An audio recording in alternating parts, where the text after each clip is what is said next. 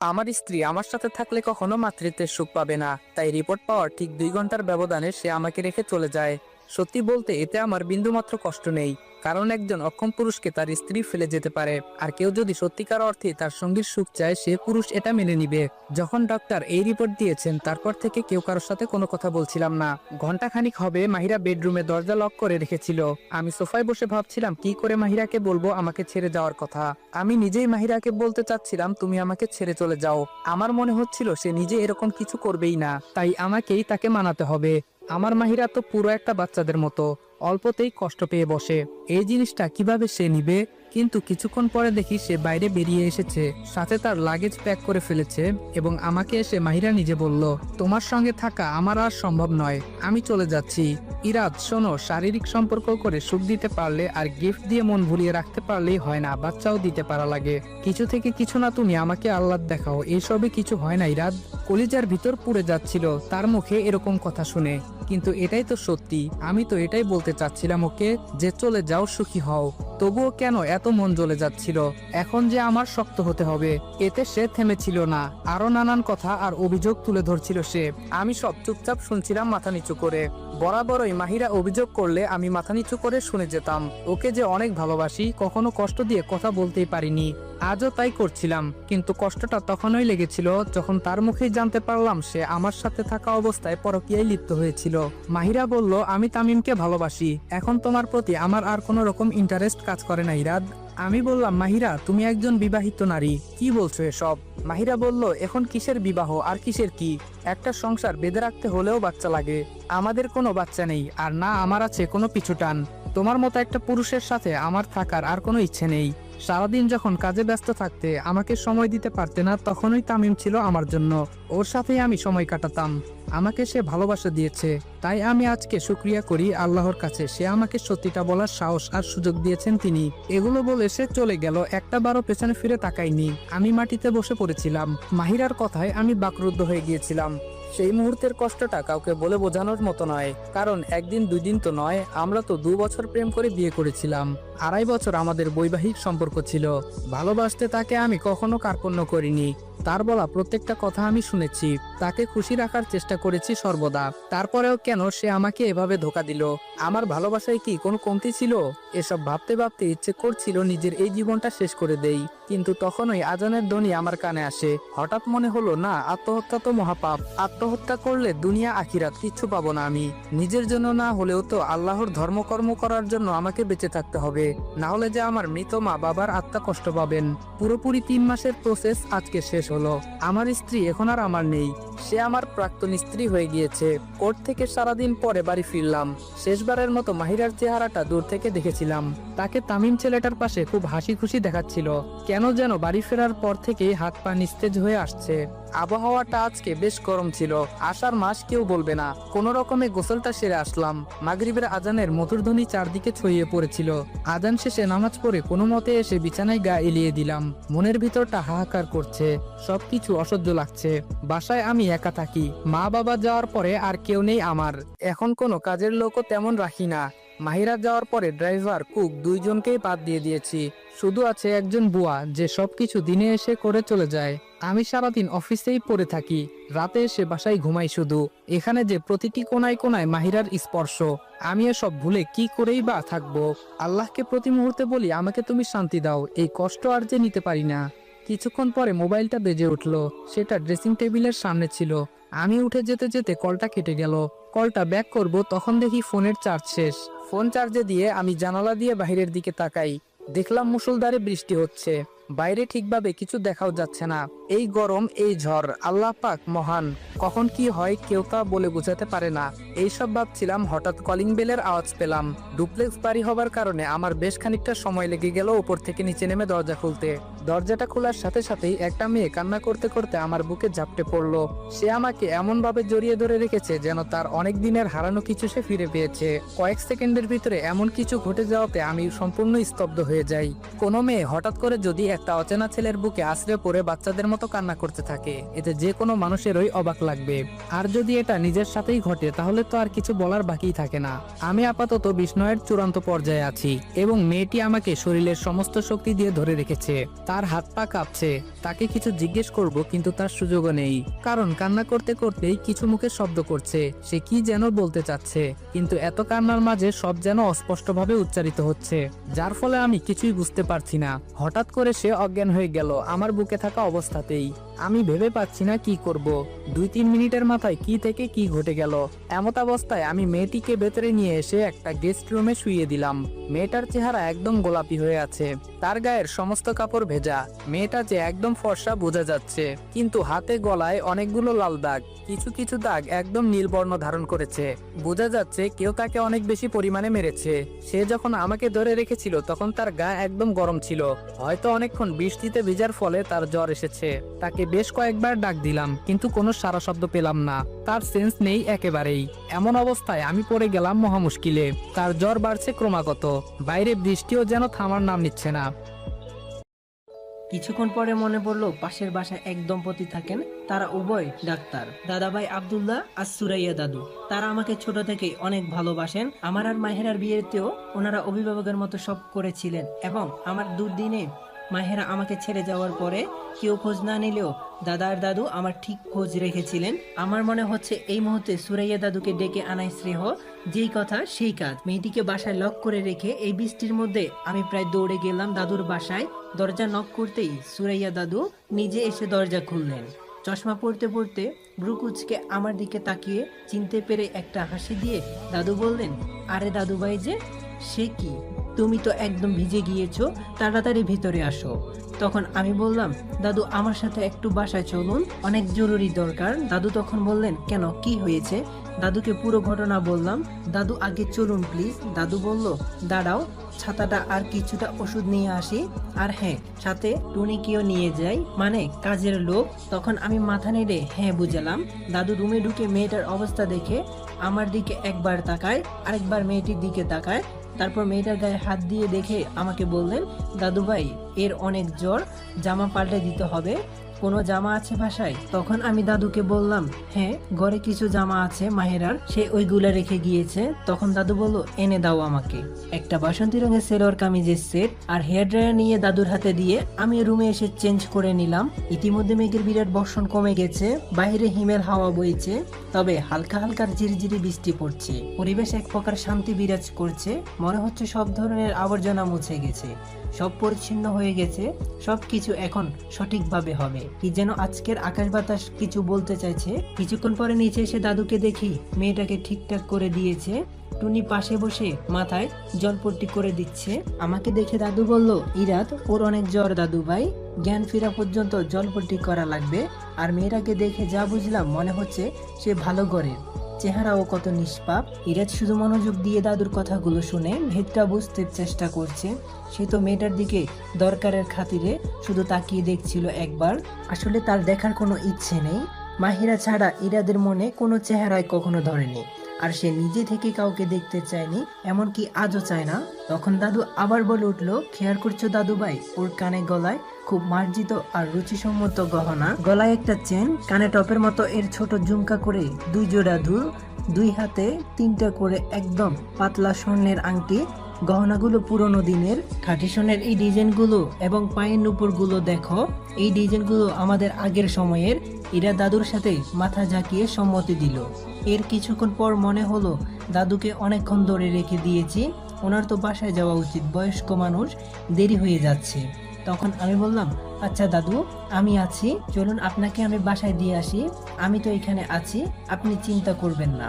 তখন দাদু বলল, ঠিক আছে, কিছু দরকার পড়লে আমাকে কল দিও, বোকার মতো কষ্ট করে আসতে হবে না। তখন আমি বললাম, জি অবশ্যই দাদু। রাত প্রায় 11টা বেজে গেছে। আমি মেয়েটার রুমের খাটের পাশে ইজি চেয়ারে বসে আছি। এতক্ষণ জলপট্টি করেছিলাম। মনের যন্ত্রণা অনেক বড় যন্ত্রণা। মনে পড়ে গেল মাহেরার যখন একটু শরীর খারাপ হতো আমি সারা রাত জেগে থাকতাম, ওকে কত যত্ন করতাম, কত ভালোবেসে আগলে রেখেছিলাম। আমার বাচ্চার অবলম্বন ছিল আমার বউটা। মেয়েটা একটু নেড়ে চেড়ে উঠলো, তারপর কপালে হাত দিয়ে দেখলাম এখন জ্বর কমে গেছে। দাদু বোধহয় তাকে ইঞ্জেকশন দিয়েছে, এই জন্যই কমে গেছে। কিন্তু আমার মাথাটা খুব ব্যথা করছে। হঠাৎ মনে পড়লো আমি কাল রাত থেকে আজ সারাদিন না খাওয়া হয়তোবা এই জন্য এমন লাগছে। আর এমনিতেই আমার মাইগ্রেনের ব্যথা আছে, সব মিলিয়ে খুব অসহ্য লাগছে। মাসের বাজার কেয়ারটেকার ছেলেটা এসে করে দিয়ে যাচ্ছে প্রতি মাসেই, কিন্তু কিছু করে খাওয়ার মতো এনার্জি পাচ্ছি না। তাই উঠে ফ্রিজ থেকে ব্রেড নিয়ে বাটার দিয়ে খেয়ে ওষুধ খেয়ে নিলাম। মেয়েটিকে এসে আরো দুবার ডাক দিলাম কিছু খাওয়ার জন্য। এতক্ষণে মনে হচ্ছে সে কিছুটা স্বস্তি নিয়ে ঘুমাচ্ছে, তাই আর ডাক দিলাম না। টেবিলে ব্রেড বাটার আর জ্যাম রেখে দিলাম, আর পাশের ইজি চেয়ারটাতে বসে পড়লাম। কখন যে ঘুমের রাজ্যে পাড়ি দিলাম নিজেও বুঝতে পারিনি। ঘুম ভাঙলো সকাল 8টায়। ঝলমলে আকাশ সোনালি রোদে ঝিকঝিক করছে, আলাদা একটা সৌন্দর্য আজকের দিনে মিশে আছে। মাথাটা বেশ হালকা লাগছে, তবে শরীরটা ব্যথা করছে। হঠাৎ নিজেকে চেয়ারে আবিষ্কার করে একটু হকচকিয়ে যাই। পরক্ষণে রাতের কথাটা মনে পড়ে গেল। ঠিক তখনই বিছানায় তাকিয়ে দেখি মেয়েটি নেই। খাবারের জায়গায় খাবার রাখা, জলপট্টিটা আমার মাথায় দেওয়া। তারপর মনে হলো স্বপ্ন দেখছিলাম কিনা, কিন্তু সব জিনিসপত্র দেখে মনে হচ্ছে না আমি স্বপ্ন দেখছিলাম। তাহলে মেয়েটি কোথায় গেল? তো আসসালামু আলাইকুম গাইস, তোমার প্রতি মায়া গল্পের পার্ট 2 কেমন লাগছে ওইটা কমেন্ট করে জানাবেন। আর যদি নেক্সট পার্ট চান বেশি বেশি করে কপি লিঙ্ক করে দিবেন, আর যারা নতুন আছেন তারা ফলো করে দিবেন।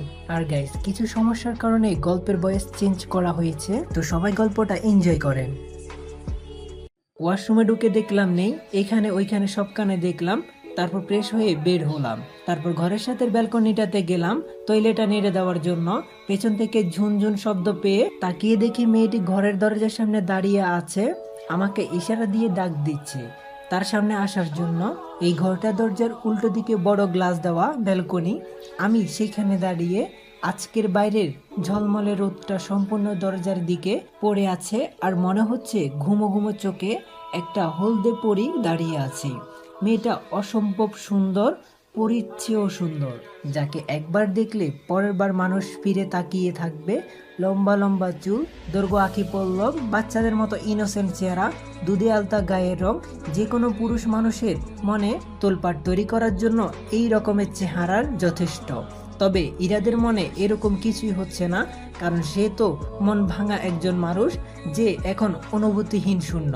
আমি কিছু না বলে তার সামনে যেতেই সে হেঁটে হেঁটে ডাইনিংয়ে চলে এসেছে। চেয়ার টেনে আমাকে বসতে বলে নিজে অন্য একটা চেয়ারে বসলো। টেবিলের দিকে তাকিয়ে দেখি হরেক রকমের নাস্তার আয়োজন করে রেখেছে মেয়েটা।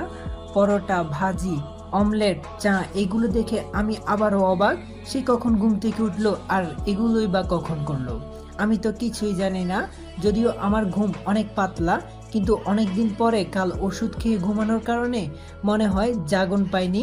আমি এসব ভাবছিলাম, তখন সে আমাকে ইশারা দিয়ে খেতে বলছে। এতক্ষণে আমি বুঝতে পারলাম এই মেয়েটা হয়তো কথা বলতে পারে না। মনে মনে খুব খারাপ লাগছে, একটা মানুষ কথা বলতে পারে না, জানি না কত কষ্ট হয়।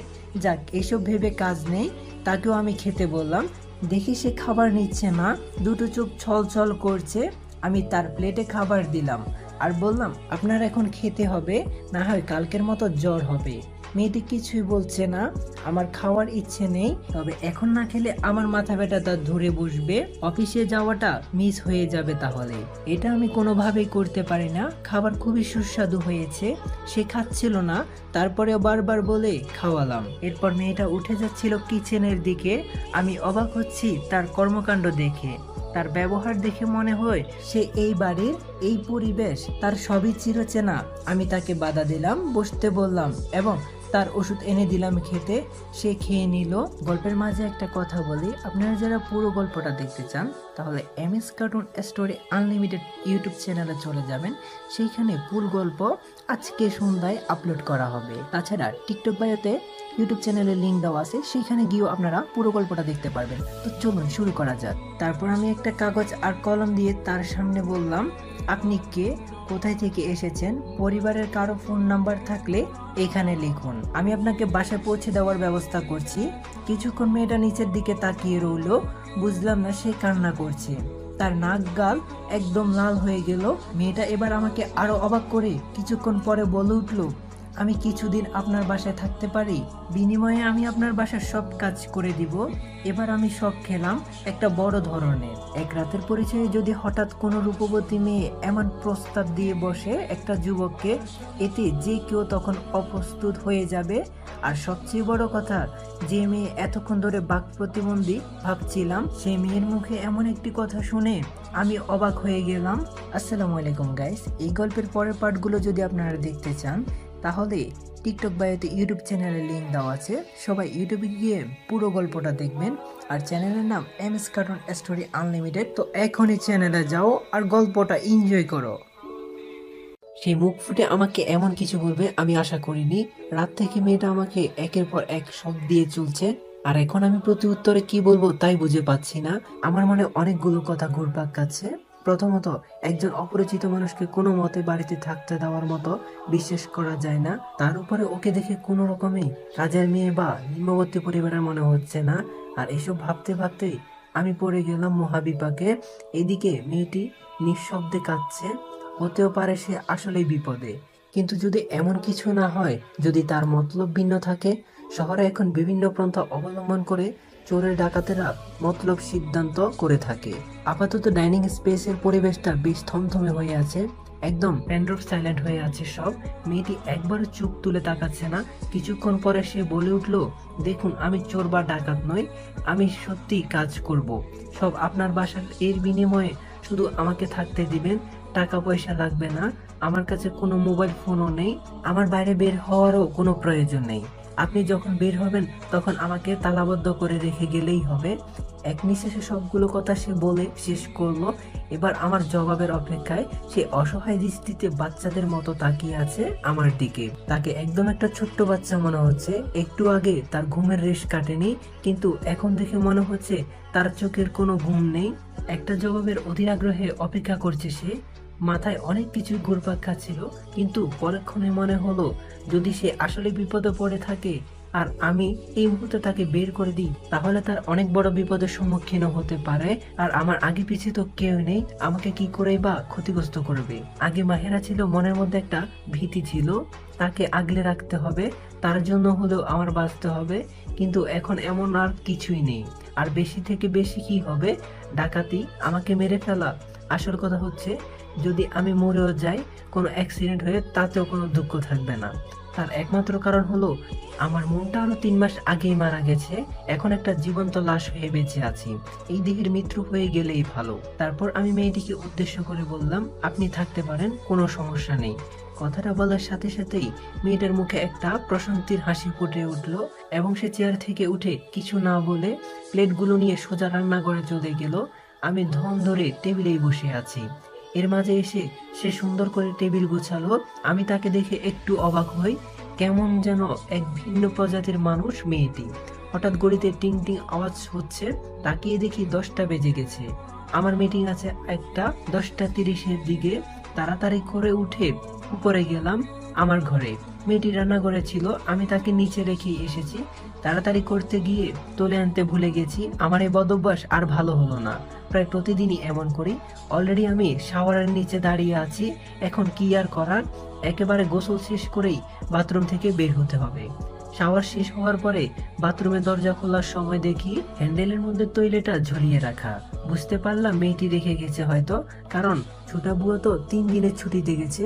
শরীরের মুছে তৈলের পরে ঘরে আসলাম, দেখি খাটের উপরে আমার নেভি ব্লু কালারের একটা শার্ট, ব্ল্যাক ফর্মাল প্যান্ট আর ব্ল্যাক একটা টাই রাখা। অনেকগুলো কাপড় আয়রন করিয়ে আনানোর পরে নিচে রয়ে গিয়েছিল, ওখান থেকে বেছে এই কাপড়গুলো এনে দিয়েছে সে।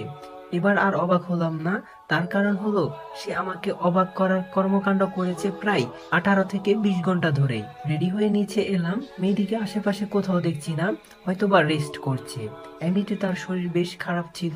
মেন গেট দিয়ে বের হব, ঠিক তখনই পেছন থেকে চমক জাতীয় কিছু পড়ার শব্দ হলো। তাকিয়ে দেখি হলদে পরীর হাতে একটা টিফিন বক্স নিয়ে দাঁড়িয়ে আছে। তার হাত থেকেই চমকটা পড়েছে। মুখে একটা প্রশস্ত হাসির ফুটিয়ে সে আমার দিকে এগিয়ে এসে টিফিন বক্সটা আমার হাতের সামনে ধরিয়ে বলল, বাইরে যাওয়ার সময় ডাক দিতে হয় না, তাই অভিনয় করে একটা পদ্ধতিতে ডাক দিলাম। আই হোপ আপনি মাইন্ড করেননি। তখন আমি বললাম, না ঠিক আছে। মেয়েটি তখন বলল, অফিসে যাচ্ছেন? তখন আমি বললাম, হুম। মেয়েটি তখন বলল, এটা নিয়ে যান। তখন আমি বললাম, কিন্তু এটা? মেয়েটি তখন বলল, দুপুরের জন্য খাবার।